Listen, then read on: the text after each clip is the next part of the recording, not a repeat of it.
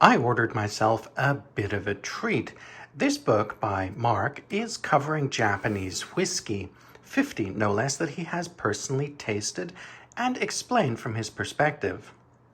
Marc is something of a connoisseur of gentlemen's lifestyles. In fact, he has this gentleman masterclass where he explores aspects of current male, identity options, how you can express yourself, the experimentation that may be interesting, and ways to explore composing yourself. So it's a fascinating topic, and nowadays in the modern world there are far more options for men to express themselves than there would have been 20, 30, 40 years ago. Anyway, to the whiskeys. Marc does like whiskey. He talks about it on a sub-channel related to Gentleman's Masterclass. And this book obviously is a bit of a labor of love. My curiosity is somewhat selfish.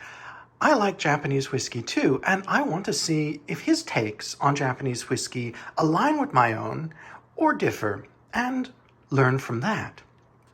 Now, my favorite whiskey in Japan is a go-to for me, Yamazaki 12 years old. It's a little hard to get nowadays, though I have one place I can find it. Now, I'm pretty sure he will have covered it in here, and indeed he did, page 107, Yamazaki 12. Let's hop over there and see what his experience was of this whiskey. Oops, clumsy. So that's what the bottle looks like. Enticing, I think. It certainly looks like something you'd be interested in exploring, as I was when I first tried it. He stumbled on it, similar to me. He came across it in 2017, and this is embarrassing. I encountered it more than 10 years before that. I'm old. He found it in Eon. I think I probably found it in a very similar place. Now, he was able to get it for 9,000 yen. We'll see down here that the current price is about 23,500 yen. It's not cheap, though it's very hard to find aged whiskey with named years at all in Japan. There was a sudden burst in popularity around whiskey due to a television series, and unfortunately the companies took advantage of that by diluting their whiskies with blended ages. I'm not a fan of that. Anyway, let's see what he thought.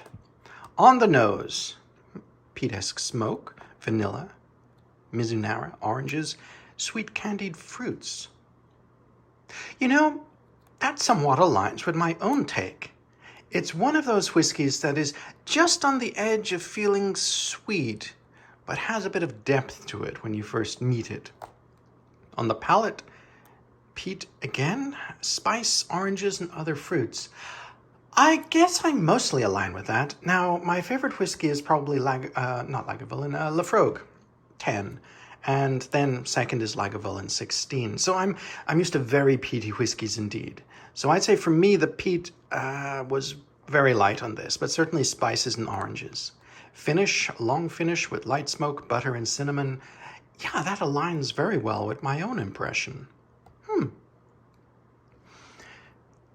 It's not a case of validation or of perfect agreement, but it's certainly a case of two different people coming away with a relatively similar experience, and it would seem both of us positive. It suggests to me that this whiskey could be a good gift. It's something that probably won't alienate people, like Lafrogue could, because it's very, very, very peaty. And it's not something that will be too boring, like one of those typical blends that may fall a bit flat if you wanted an adventure. Well, Marc, I'm looking forward to going through a lot of the notes you have and trying some of those whiskeys and seeing to what degree we align and we differ, and as I said, learning from it.